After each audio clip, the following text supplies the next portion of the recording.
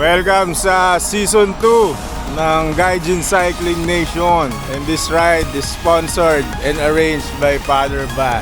Mukhang lalasingin tayo ni Father Bad ngayon Kaya sinasalo tong Kyoto Kulit-kulit yun Kala mo maangas yung kakalabasan, mukha kalantang. Ito ang Gaijin Cycling Nation Series Season 2. Isang weekly cycling vlog ng bike touring adventures namin dito sa Kyoto. At kung hindi kayo nagbabike huwag kayong mag-alala dahil hindi lang cycling ang ipapakita namin dito. I-share din namin sa inyo ang mga non-cycling destinations dito sa Japan at iba-ibang trivia na matututunan namin as we move along. So kung interesado kayo about anything na Japan, mag-subscribe na kayo dahil meron kaming weekly episodes every Monday, 7pm. Paki-like na din pala tong video na to para madamay tayo sa algorithm ni YouTube. At kung meron kayong questions or suggestions, leave a comment down below. Ang programang ito ay hatid sa inyo ng mga sumusunod. At syempre ng pera ni Budol Body na naman. Mga tao, baka hindi nyo pa ako nakikilala. Ako nga pala si Ambassador Alien. At eto si... Nevermind. Gusto ko lang sabihin na i-follow nyo kami ni Tao sa iba pa naming social media platforms. Kung mahilig kayo sa mga posa, follow nyo kami nito ni Posang Brown. Kung mahilig kayo mag-travel at mag-bike, follow nyo si Tao. Links in the description down below. Let's go! Ikimashou! Welcome na naman sa bagong episode ng Gaijin Cycling Nation Season 2. Last episode ay nakaligtas tayo sa mga wild beasts. At kung anumang posibleng sumpa ang makuha natin sa pagpasok sa pitch black tunnel ng Yokodani. At dahil laspag tayo nung araw na yon, magpapahinga muna tayo sa episode na to. Iikot lang tayo dito sa Kyoto ng nakabike. Titignan natin kung ano ang meron sa Kamogawa, isang sikat na ilog dito sa Kyoto. Kailangan ko nang umuwi, na-air na ako. Kakain tayo ng matcha ice cream sa Uji, ang matcha capital ng Japan. Magkano? 500 yen. What? Susubukan natin ang Kyoto Heart Loop. Basta tandaan nyo, pag bawal na magbike sa Japan, si Budol Body hihihihi natin. At ipaparanas sa atin ni Father Bad paano mag-inuman ng mga Hapon. Dahil pa ni Chilson, wag ulitin. Kaya kung interesado kayo sa mga gagawin natin ngayon, ano pang hinihintay nyo? Let's go! Ikimashou! Dito.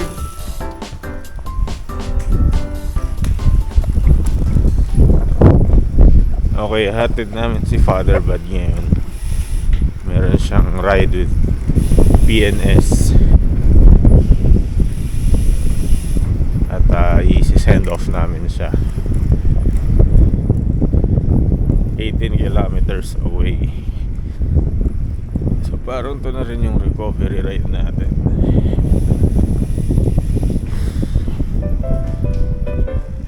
Hindi ko alam kung napapansin nyo sa previous episode pero most of the time, nagmamadali si Father Bad makauwi. Go na.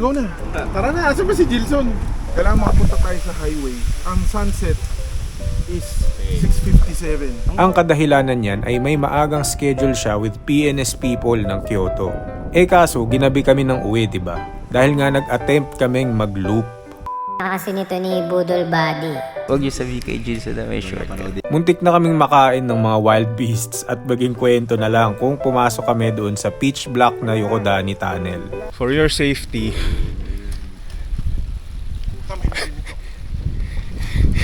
isipin nyo lahat ng sakit ng katawan namin nung araw na yun. Dapat kinabukasan, ipapahinga mo na lang. Ako, ito na yun. Ito na yung limit ko. Pero meron niyang early ride si Father Bad ngayong araw na to.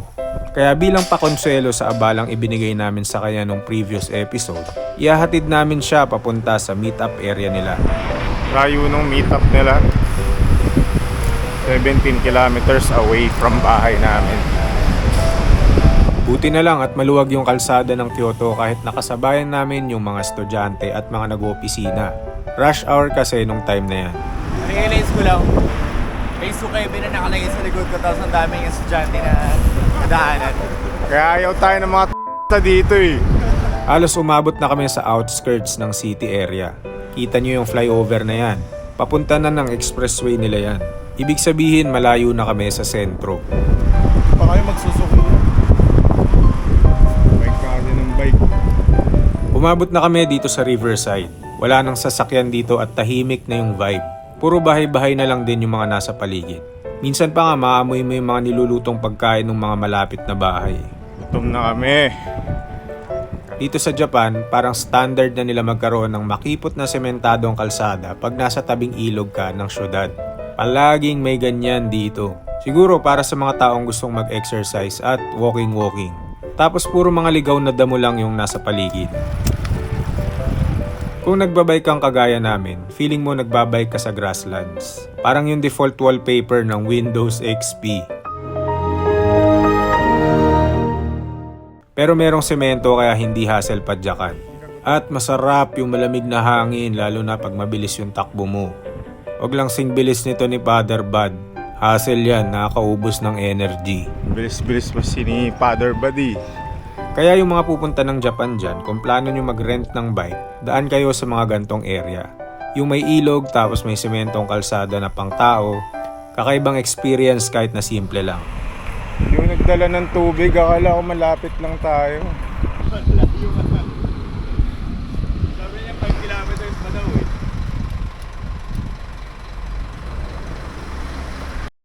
Mga tao, it's time to do business.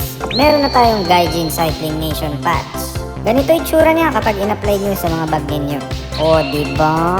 Pag umiscore kayo, meron na kayong libreng holographic sticker.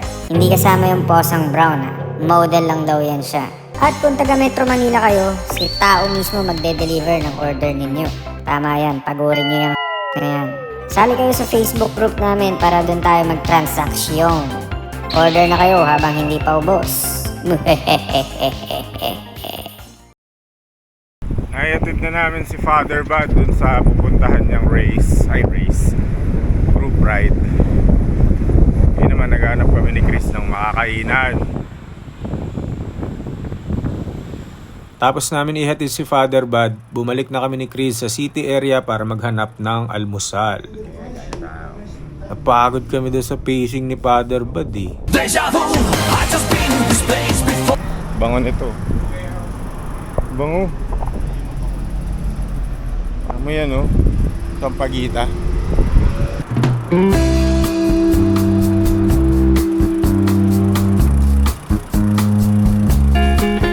Ganda ng mga kotse oh. Nakain kami sa ramenan. Dito namin napiling kumain sa maliit na ramen shop. Ako ramen, miso ramen and rice. Umorder ako ng ramen with rice. Siyempre, carbs on carbs dapat. Karamihan ng kumakain dito ay mga solo lang na mga diners. Kaming dalawa lang yata yung magkasama nung time na yan, kaya dito kami pumuesto sa table. So dito kami nagbanding over hot ramen. Ako na rin yung nagbayad nung kinain ni Chris nung time na yan. Feeling ko kasi malaki yung utang na loob namin sa kanya since season 1 nitong Gaijin Cycling. Siya yung nag-o-organize ng mga ruta, siya yung naghahanap ng mga hostel, siya rin yung nag-aabono nung lahat ng kailangan naming bayaran. At kahit may nabook na kaming bahay sa Kyoto, naisip pa rin niyang mag-overnight adventure papuntang malayong bayan ng Ine. Sa future episodes, ikikwento ko yan sa inyo kasi masaya yung episode na yun. Para kaming nasa zombie town. Namnamin nyo na yung sunset na yan, huling sunset na natin kasi mamaya may mga zombie na sa bahay. Kung aabot pa tayo sa zombie town, bago tayo umabot sa zombie town, dadaan pa tayo sa army base. Paano kung gawin nila tayo doon spam or something, di ba? Going spam.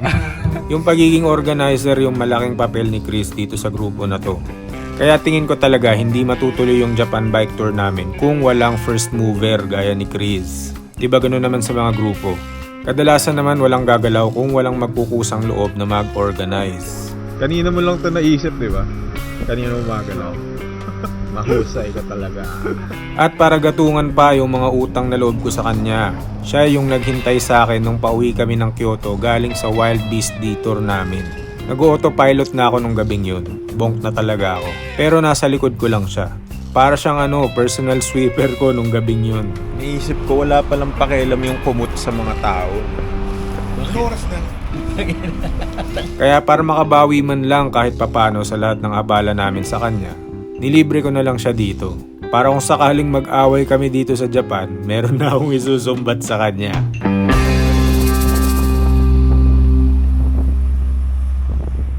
Kakatapos lang namin kumain. Pero baka kanya-kanya muna kami ni Chris. Mamasyal daw siya. Ako di ko alam. Baka umuwi or tumambay somewhere. Naisip ko na mag-nature tripping kahit na nasa syudad. At ang pinakamalapit na lugar para gawin yan ay dito sa riverside ng Kamugawa.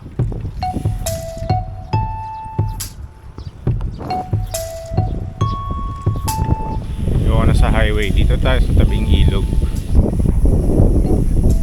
The best yung mga ilog routes kasi dire-diretso lang siya. Lang stoplight. At chill lang. So tayo sa ilalim ng ilog. Ay, ilalim ng ilog. Tabing ilog at ilalim ng mga tulay.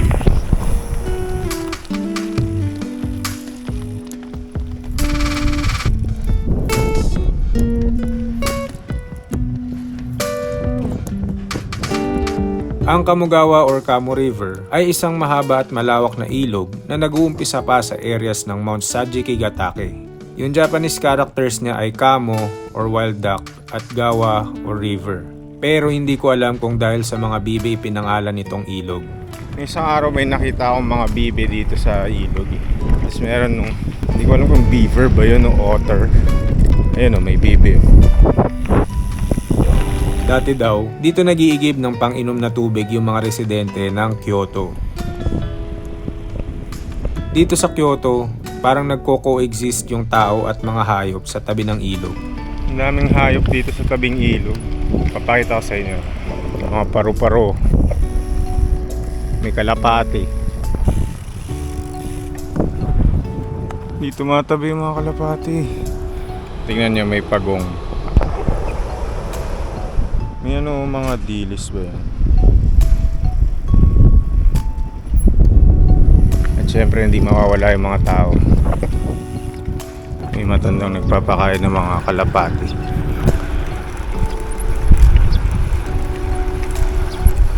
Ito na singit ko! Malakas at maginaw din yung hangin kahit na malapit ng mag-summer nung time na to. Pati yung kalapati, hirap na hirap lumipad eh. May isa pa pala akong gustong i-share. Nung araw nasa taas ko na, ito yung anino ko. Pero hindi ganun kainit. Hindi gaya ng Manila. Ito mapagtsatsagaan mo pa kahit pa paano. Pansin ko rin sa Japan ang daming loner. Mga taong kaya nilang gawin yung sarili nilang business nang walang issue. Gaya nito. Pipicture siya ng ibon. Tapos meron ako nadaan ng parang stepping stones para makatawid sa kabilang side ng ilog. Pwede tumawid oh. Try natin. Pag nahulog, content pa rin yun. Dito ko nakita na yung ibang riverbed parts ng Kamugawa ay reinforced na ng concrete. Nabasa ko din kasi dati na ine-edit nila tong ilog para mas maganda yung drainage ng tubig. Baka pangontra na rin kung sakaling umapaw yung ilog. So makita gaano kalinaw yung tubig. Silipin natin kung malinaw nga ba talaga yung tubig dito kagaya ng nakikita natin. Ganito pala yung POV ng mga isda. Hindi siya totally malinis, may mga lumulutang nga, pero aesthetically maganda siyang tignan. Buti pa yung action cam, nakaligo. Malapit na tayo sa bahay. Kailangan ko nang umuwi, na-air na ako.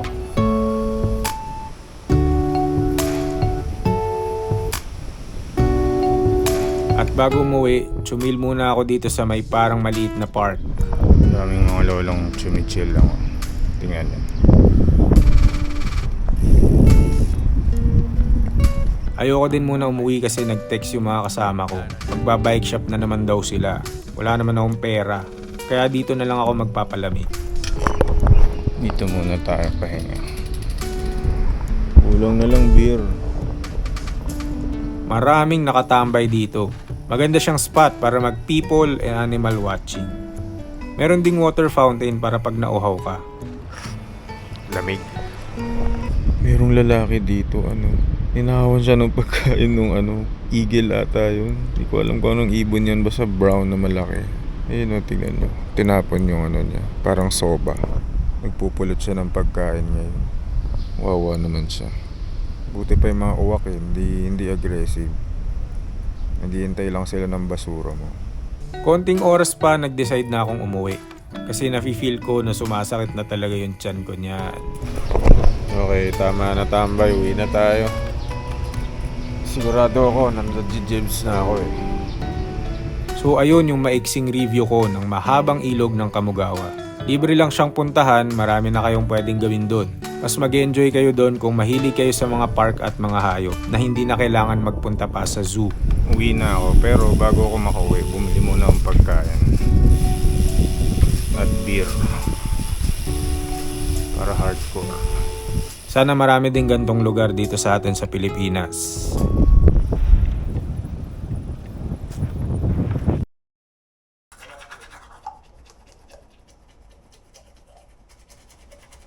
Kinabukasan, magbabike na naman kami. Pero bago yan, magtabi tayo ng kaunting minuto para mag-skincare. Hindi lang ako gagamit ng skincare. Yung eye bag ko, alas 2 na ako natulog kagabi. Mahirap sa kalbo eh. Pag naghilamos ka, pwede na rin marigo agad. Lagi tayo nagbabike, sobrang prone natin mabilad sa araw. Kaya importante lang na mag-skincare at sunblock tayo. Ano ba itong ginagawa ko? Siyempre, expose na expose yung anit ko. Kaya para mapigilan ang agarang skin aging, gagamit tayo ng 38 Skincare. Meron silang facial wash, serum, toner, at sunblock. Follow nyo sila sa Instagram at 38skincare.ph. Baka masobran, maging kamukha ko naman si Timothy Chalamet. Ganda na beches mo. Gawin natin yung Kyoto Heart Loop. Kyoto Heart. Kasi mukha siyang heart. Ang ruta namin ngayon ay ang Kyoto Heart Loop. Bakit siya Heart Loop? Kasi hugis heart siya, ayon sa Strava. Si Father Bud yung nakaisip na gawin to. Isa ito doon sa mga plano niyang gawing ruta dito sa 7 days namin sa Japan. Target din naming dumaan ng Uji. Ito yung matcha capital ng Japan. Rerekta kami sa source ng mga matcha na yan. Ano to, Father Buds? Kasama namin dito si Iggy. Friend siya ni Budol Buddy na nagkataong nag-aaral din dito sa Kyoto. Meron siyang EBS bike. EBS means Engineered Bike Service. Gumagawa sila ng bike frames dito sa Kyoto. Makulimlim na yung hindi natin alam kung uulan, kaya kailangan natin magdala ng jacket. Tapos tatry nating maligo sa ulan. Walang Para hapon. maalala natin si Sir Joey. No, Sir Joey. Grabe yung ride na yun. Nakaano ako, Frank Brothers na Candy 7. Yung, alam mo ano yung suot ko sa paa? Beach walk. Pang ewan. Tapos yung helmet ko naiwan ko, nang hiram lang ako. Late nung ano. Basang-basa talaga kayo. Oo, kasi nahiyan siguro si Sir Joey dahil ang layo ng dinayo ng mga tao eh. Tapos pag di natuloy, nakakahiya naman. So pumadyak kami kahit umuulan. Pero nakita ko yung photos ni Jason, basang-basa talaga kayo. Tapos Marlo, yung ulan dun, hindi siya yung ulan na, pa-cute. Yung ulan siya na hindi ka na makakita. Ganun. Kailangan mo ng wiper. Ng level. Kasi hindi na ako makakasuot ng salamin sa sobrang lakas ng ulan. Ano nangyari sa bigote mo? Na wet look. Bakit may particles?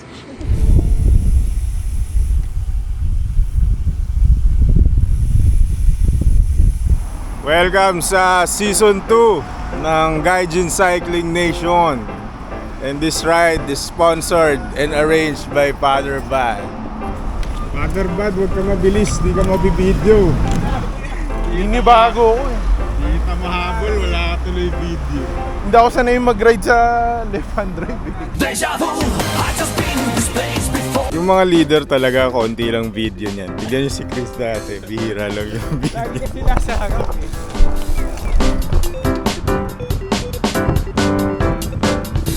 Well, ito na, papasok na kami ng city area dito sa Kyoto. Nihintay ko yung part na bundok eh. Ayoko talaga nagbabike sa city, hassle.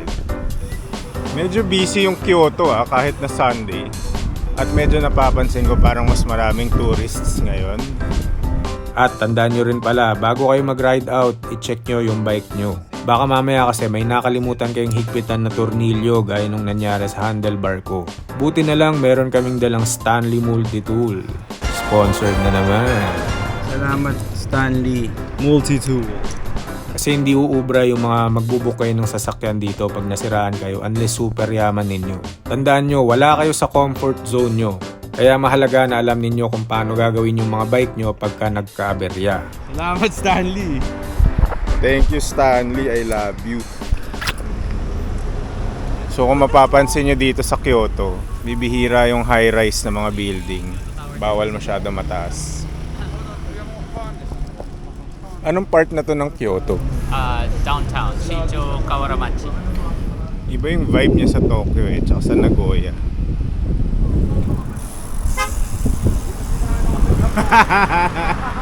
Nabusinahan ka, umuwi ka na daw. Binibilang din pala namin ilang beses kami nabubusinahan ng mga sasakyan dito sa Japan. Bihira kasi sa kultura ng mga Hapon na gamitin yung busina nila. Baka para sa kanila, nakakabastos pag binubusinahan nila yung mga tao. Pero kaming mga gaijin, hindi kami sanay sa batas trapiko nila dito. Kaya most likely kami yung makakatikim ng mga busina nila. Si Budol Buddy nabusinahan na daw ng isang beses. Pag nakatatlong strike siya, papauwiin na namin siya ng Pilipinas. Basta ang goal, pag natatlong busina, titigil na tayo sa pagbabike. You are the weakest link. Goodbye. Feel ko na yung ulan, pero okay lang yan. Mas tatanggapin ko pa rin to dun sa init ng Manila. Pero sabi naman talaga doon sa weather forecast na uulan daw around 9. So ito na siguro yun. Huwag lang sana bumuhos ng malakas. So dito sa Japan, sumusunod kami sa batas trapiko. Red means stop, green means go. Kasi sa Manila makakapal yung mukha namin eh. Red means go, green means go. Ayan, let's go!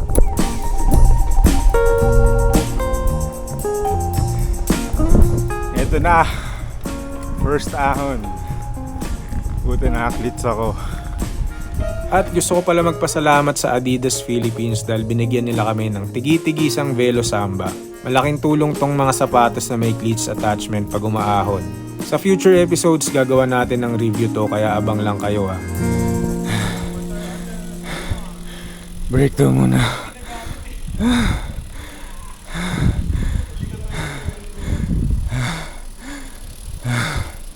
Grabe ang hingal ko. Tagal ko nang di nagbabike eh. Nag-i-edit lang ako ng video eh. Napagod ako, hinataw ko yung ahon. Hindi pala dapat ganun. Nalimutan ko na paano magbike. Pagtapos ng unang ahon, nag-break muna kami sa kombini. Ano yan? Calpis. Parang Calpis. Ingat ko, nakaka-UTI yun. Mag-1 liters water na lang ako.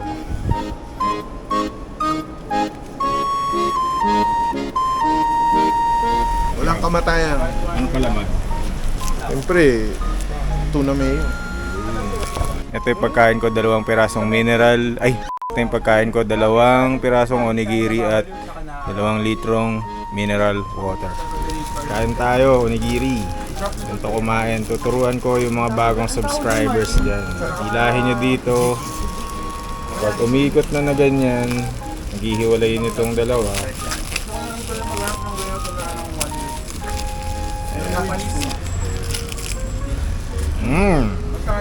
Sarap, grabe.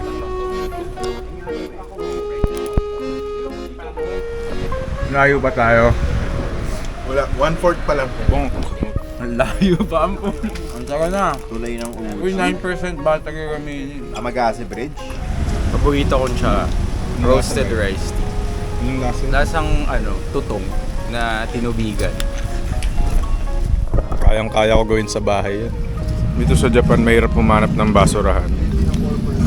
Kaya meron silang kultura na yung basura nila, nilalagay muna nila sa kanilang mga bag.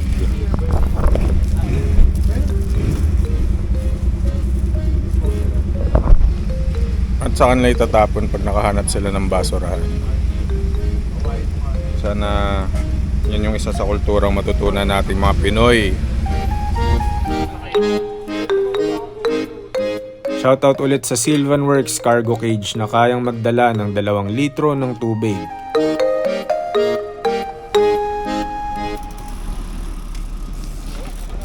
At kakatapos pa lang ng break namin ahon agad. Nag-break lang kami doon, kumain saglit ng konting breakfast. Tapos ahon pa rin pala. At mukhang di na namin matatapos yung heart loop na yan kasi kailangan namin makabalik by 11:30. Kasi may pupuntahan kaming bike demo dito sa Osaka. At kahit na medyo uulanin na kami at nagmamadali dahil may side trip pa kami mamaya, hindi pa rin mawawala ang picture taking para makapang-inggit ng mga kababayan sa social media. Yan. O go, lusong! Kala mo maangas yung kakalabasan, mukha ka lang tanga. Kaya tayo tumatagal eh. Puro tayo picture eh. At syempre, sa lahat ng ahon, ang kasunod nun ay lusong. Dito ko lang naisip na ang taas pala ng inahon namin dahil ang haba ng lusong. Tapos ang saya kasi maulan nga niyan, di ba? Para kang pinagpapawisan tapos bigla kang tinutok sa aircon para matuyo. Para rekta, pulmon niya. At napasok na naman kami sa loob ng city. Dumadami na naman yung mga stoplights. Ibig sabihin, patigil-tigil na naman kami. Ito yung sinasabi ko bakit ayoko magbike sa city lalo na kapag nasa Japan. Mas mabagal yung takbo mo compared pag nasa rural area ka. Kasi nga maraming sasakyan, maraming pedestrian. Kailangan mas alert ka at mas mag-ingat kasi baka makadisgrasya ka. Nandito tayo ngayon sa Uji, dito sa Kyoto.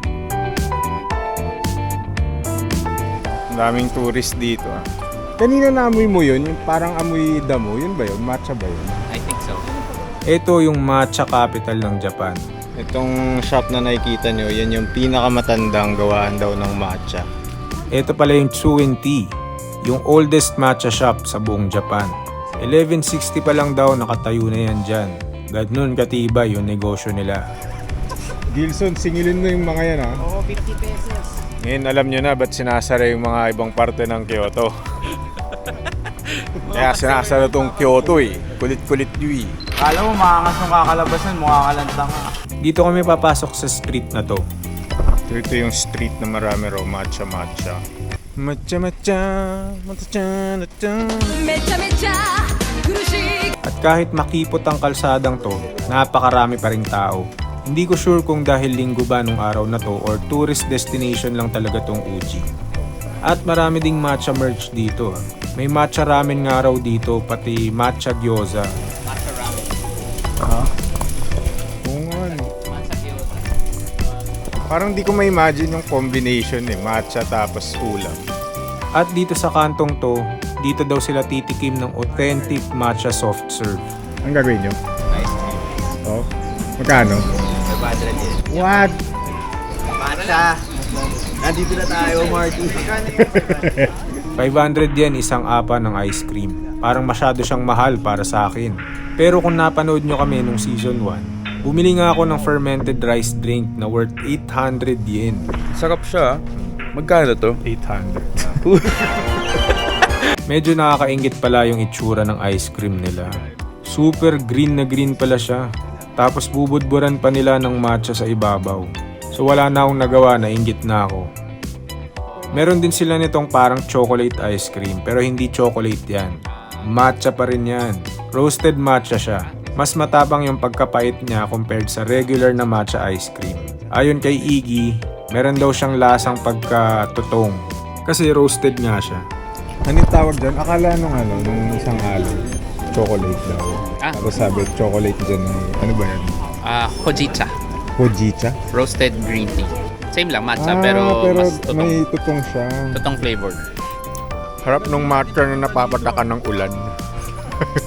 Kahit yung cone nila may flavor.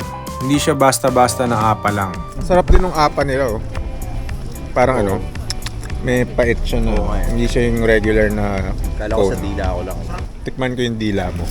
Yung Masasabi ko, masarap siya. May matcha powder siya sa ibabaw na nagbibigay ng slight pait na matcha taste. Tapos sinasagad nila yung ice cream hanggang sa dulo. Diba, Chris? Ano? Hanggang ilalim may ice cream. Oo.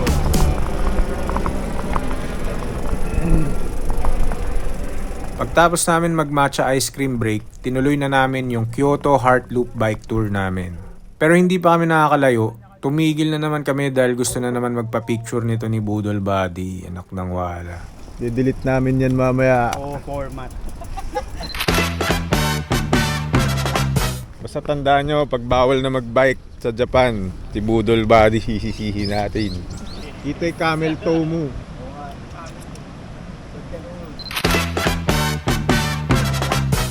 Maple to eh. Pero mga siyang Buffalo Soldier. Ano meron? Oh? Oo nga no. Ang daming kaganapan dito sa ilog.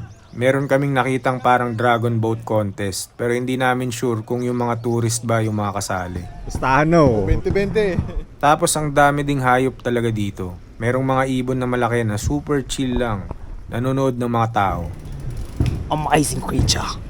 Tapos meron ding mga koi sa ilog mismo. As in wild na koi Wala sa pond ng mall. Dahil malaki na yung delay namin, nag-decide kami na i-cut na lang yung Kyoto Heart Loop.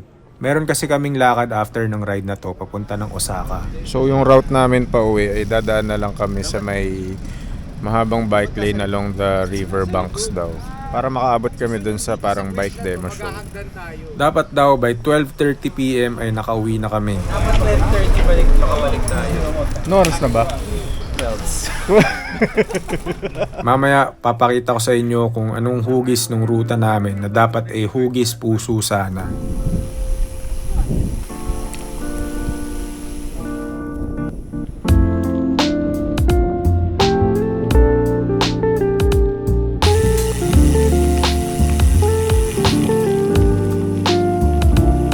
Noong pauwi na kami, nakita kami ng pataniman ng matcha. First time kong makita ng matcha na hindi durog. Ganito pala itsura niya. Makapalang dahon, deep green, para siyang dahon ng kalamansi. At dito na rin kami dumaan sa tabi ng ilog.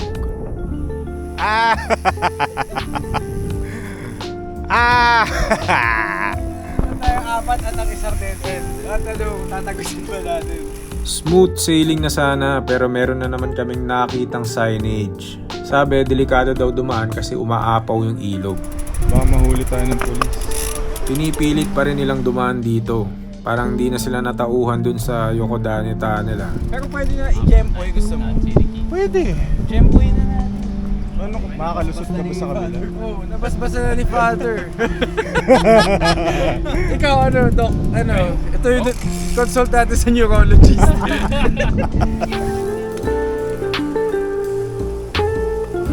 Kahit na maulan nung araw na to, masaya pa rin yung feeling kasi mabilis kami nakakagalaw dahil may bike kami. Tsaka yung dinadaanan pa naming lugar, walang katao-tao. Pakiramdam ko kami lang yung nakakaalam ng rutang dinadaanan namin. Para kaming tumatakas papalayo sa magulong syudad. Mga kriminal na nagpapalamig, malayo sa kahit anong komunidad. Para kaming lumuluwas papunta sa malayong probinsya. Pero hindi kami nakasakay ng bus, eroplano, barko o kotse. Nakabike lang kami. Kami mismo yung nagliligaw sa aming mga sarili. Galing no? May mga shortcut. At pagtapos ng katahimikan ay nasa maliit na residential area na naman kami. Tingnan nyo yung parang mga townhouse dito. Masaya na ako pag nabigyan ako ng isang ganyan. Ito yung mga lugar sa Japan na parang mas mura na yung renta dahil malayo na siya sa kabihasnan. Kabihasnan talaga no?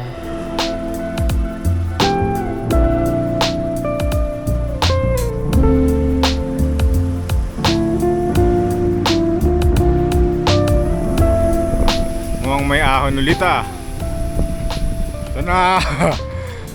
Oh no! Pagtapos namin sa residential area na yon ay tatagos kami dito sa mapunong lugar. Paahon siya dahil bundok siya na kinatam para malagyan ng kalsada. Inawasan nila yung bundok para hindi ganun kalaki yung aahunin ng mga sasakyan. Malamig dito dahil maulan at mapuno. Pero dahil nga paakyat, ramdam pa rin namin yung init. Lalo na kung naka-jacket kakagaya ko. Tapos noon ay babalik na tayo sa city area. Malawak na uli yung mga kalsada at mabibilis na yung mga sasakyan. Pero lulusot tayo dito sa mga eskinita na tabing ilog. Mas mabilis daw kasi yung daan pauwi kung susundan namin yung maliit na ilog. Kasya ba ako dito?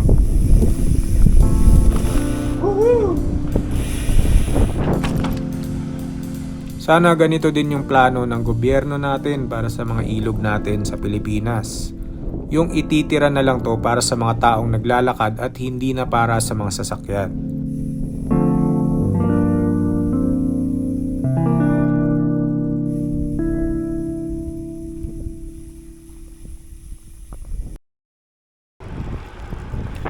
Bilis nila, hindi ko mahabol.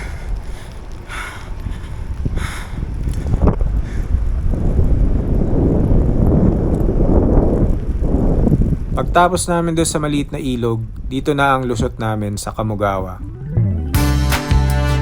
From ilog, back to heavily populated area na ulit kami. At familiar na tong lugar sa akin, kaya alam ko kung malapit na tayong makauwi. Daming tao dito, parang shopping Buti na lang magaling tayong sumingit sa mga tao-tao, traffic mga Pilipino. Para sa last pahinga namin bago umabot ng bahay, nagkonbini na naman muna kami. Break daw muna, 7-Eleven again. Masarap bilhin. Pero bakit tayo puro 7-Eleven? Yun yung nadadanan natin. Hindi ako gusto ko yung gaganon mo lang yung pera. 現金を入れ終わりましたら確認の上 OK ボタンを押してください。 Hindi namin. Hindi, pero ang sarap Hindi, hindi sarap. Type mo? Pag di kainin ko lahat yan. Okay naman. Ang sarap Feeling ko masarap siyang samahan ng kimchi. At dito na natin malalaman paano na-afford ni Father Bad bumili ng full carbon bike. Bilhin nyo to. Sa'yo ba yan? Oo. Ito yung ginagamit ko pambili ng bike. Bago ako bumili, patikim muna. Sila ang nagbebenta ng gantong Choco Banana Chips sa mga 7-Eleven at 2 years na daw itong nasa circulation. Meaning maganda ang kita. Sana all. Choco banana. Pati yung chocolate. Pakita mo yung katas ng produkto. From this. Chocolate covered din pala yung bike mo eh. May papakita ako sa'yo. Itong tag na to. Blue log. Oo. Ito based nyo. Oo. Yan yung... Oo nga ano. Ayan yan. Bawal, parang tawiran ng mga bata. Tapos ito rin yung logo na to. Logo naman yan ng police.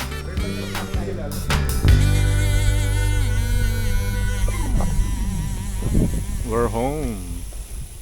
At finally, nakauwi na kami ng bahay. Makagasgas yung bike niya Ito, nakauwi na kami. At ang masasabi ko sa ride na to ay nagpapasalamat ako sa Adidas. Pero skill issue eh. Hindi na ako sanay. Running ako, ina-unclip ko agad. Feeling ko mapupudpud ko to kagad in no time. Uy, daming sapatos. Daming bisita. Ito yung ito yung tsura sa Strava nung heart loop namin. Mukha talaga siyang heart. Pati nga Jilson sa Strava. Ito pala yung final na itsura ng Kyoto Heart Loop namin sa Strava. Parang parang amoeba na Nawala yung pag-ibig sa loob ng heart. Wala na bang pag-ibig sa puso mo? Pero hindi pa tapos ang araw namin. Pupunta pa tayo ng Osaka para sa isang bike fair. i-fist bump mo nga yung Di ba? Ganda. King crab. Yung king crab yung sikat dito tsaka yung takoyaki.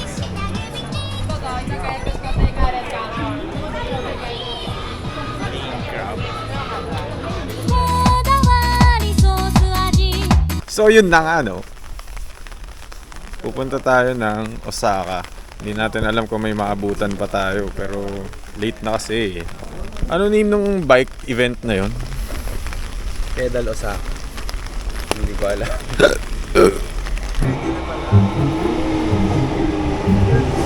Ang lakad naman natin ngayon ay pumunta ng Osaka. Meron daw isang kakilala si Father Bad doon na inimbitahan siya sa isang bike expo. Dito sa Japan, yung mga payong nila, kadalasan yung clear or black. Tignan mo lahat ng payong na clear at black. Wala pa akong kinakain ngayong araw na to. Weh. Ano pa lang, onigiri. Onigiri. May kinain ka. Pero onigiri Wala. lang. Oh, ano ba? Hindi ka na pala ito. Na. Kyoto language. So dito na ako titira. Pag nag-enroll ako dyan, tapos pumunta na ako dito, sa first day, ang gagawin ko, magda-download ako na. Joke. Matindi. Magpa-Brazilian wax ka muna ng mukha. Brazilian wax on face. So ano po ang papagawa nyo? Brazilian wax on face. This is Brazil! Pagtapos ng mahabang nakakangalay na lakad namin ay narating din namin ang subway station. Dito namin sa subway. Pag nagbabay ka dito sa Japan, doon mo mas makikita kung gaano kamahal ang mga pamasahe nila dito. Mahal ng pamasahe, nakakainis.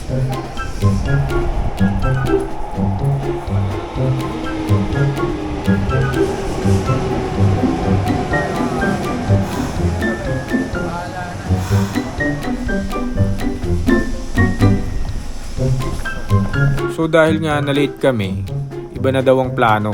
Hindi na kami pupunta ng Osaka kasi hanggang 5 na lang yung event. So yung plano natin, mababago na. Kakain na lang tayo kasi hanggang 5 na lang daw yung bike expo ba yun. Na-late kayo kasi picture kayo ng picture. Mas matindi yung gutom na nararamdaman ko kaya gusto kong kumain na lang.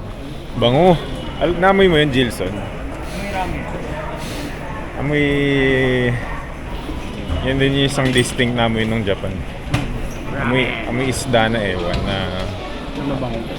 Amoy kombu broth. Yes, nakakita rin ng araw. Lamig talaga dito sa labas. Buti na lang. Ito pala yung Kyoto Station. Anong plano? Gusto nyo mag-Nishiki Fish Market na? Ito ganyan. Malapit Hindi yan ba malapit sa bahay yun? Oo nga, no. Ano yung amoy na yun?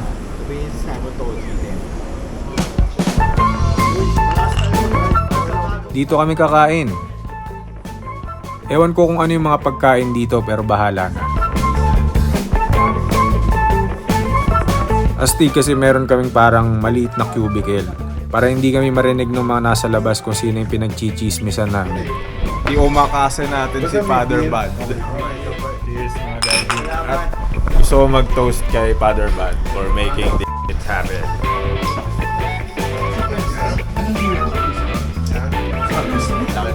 Oo, hindi siya magaspang. Parang umiinom ng... Asahi Super Dry Namabi. Mahaba yung pangalan. Sarap. Patikim. Mukhang lalasingin tayo ni Father Bud ngayon ah. At eto na, sinampulan na kami ni Father Bud ng Nihongo niya. 外で看板で見たんですけど、なんかサバの刺身ってありましたか？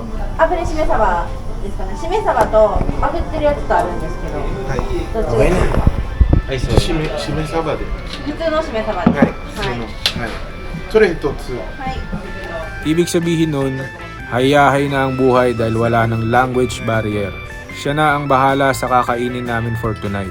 Lahat ng gusto namin pero hindi namin masabi, siya na ang bahala. Kaya super laki ng utang na loob namin sa kanya sa trip na to. Man natin yung mackerel ni Budol Bud.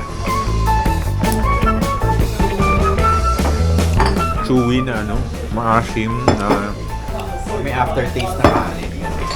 Kulang ng kanin no? Sweet rice. Tayo ng Pasig yan. Kulang ng kanin. ito yung napapanood ko lang sa sa mga reels, yung nag-egg fried rice.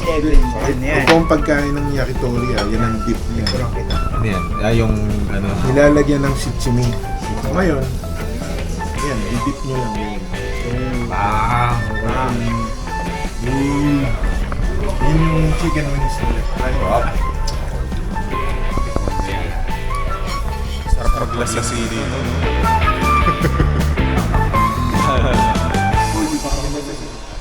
Ang nangyayari ngayon, pinaparanas sa atin ni Father Bud yung paano kumain yung mga hapon sa labas.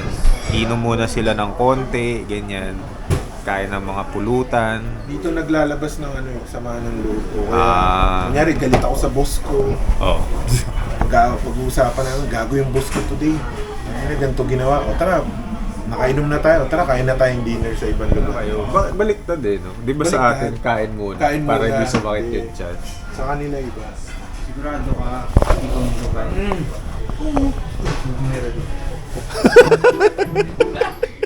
At secret lang natin to Pero isasama ko na kayo basta wag nyo lang sasabihin sa iba ha. Alam niyo yung sinabi natin kanina na omakase. I-omakase natin si Father Bad. Sapon kasi pag sinabing omakase, bahala na yung chef kung ano yung ihahanda niya sa'yo. Ganun yung ginawa ni Father Bad dito sa dinner na to. Siya na bahala doon sa mga order. Siya na ding bahala doon sa mga bayad. Pero one time, big time lang daw yun, kaya hindi na mauulit. Kasi sinabi rin ni Gilson na wag na raw ulitin. Salamat, Father Bad. Hindi na, may Bakit ang dinner? gutom na si Marky. Dami pa ni Jailson, wag ulitin. Bakit sinabi yun?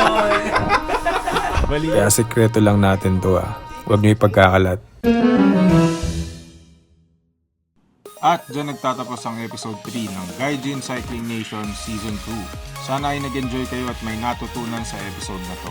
Para sa mga bago sa channel na to, kung hindi pa kayo subscriber, mag-subscribe naman kayo. Dahil meron kaming bagong episodes every Monday, 7pm. Click nyo na din yung notification bell para masabihin kayo ni YouTube pag may bago kaming upload. Sali na din pala kayo sa ginawa naming Facebook group para meron tayong maliit na community. Dito kami magpo-post ng mga announcement namin gaya ng kung anong episode ang i-air sa susunod na Lunes. Nasa description down below yung link ng group. Paki-like and share na din tong video na to para madamay tayo sa algorithm ni YouTube. At kung meron kayong questions or suggestions, leave a comment down below. Next episode, pupunta tayo sa Coron. Hindi, sa sa Ine. Isang bayan sa northern Kyoto na may magandang beach side. Ito yung beach episode ng Gaijin Cycling Nation, kaya manood kayo. Floating village of Ine. Yeah! Oo, Siyempre, express. Ay, dito tayo eh. Kami! Hindi araw may hilo. Bigay mo sa bibig ko. Parang iba talaga yung view sa bike. Doesn't get any better dito.